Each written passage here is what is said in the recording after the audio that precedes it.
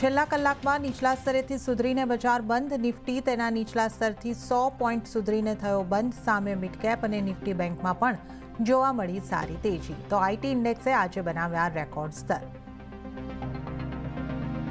Revenue secretary Sanjay Malhotra બનશે આરબીઆઈના નવા governor. 1 ડિસેમ્બરથી કાર્યભાર સંભાળશે. 3 વર્ષ માટે કેબિનેટે કર્યા નિયુક્ત. આજે પદ છોડતા પહેલા શક્તિકાંતા દાસે સપોર્ટ માટે બધાનો આભાર માન્યો. કહ્યું, આગળ પણ ગ્રોથ અને મોંઘવારી પર નિયંત્રણ બની રહેશે.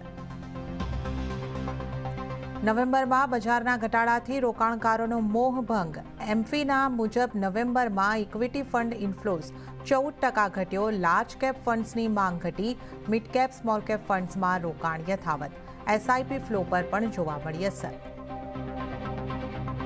વિપક્ષે રાજ્યસભાના સભાપતિ જગદીપ ધનખડની સામે અવિશ્વાસ પ્રસ્તાવની આપી નોટિસ. 60 સાંસદોએ કર્યા હસ્તાક્ષર. સભાપતિ ધનખડ પર પક્ષપાતનો આરોપ. વિપક્ષી ઇન્ડિયા અલાયન્સમાં લીડરશિપ પર હલચલ. મમતાના સમર્થનમાં ઉતર્યા લાલુ પ્રસાદ યાદવ.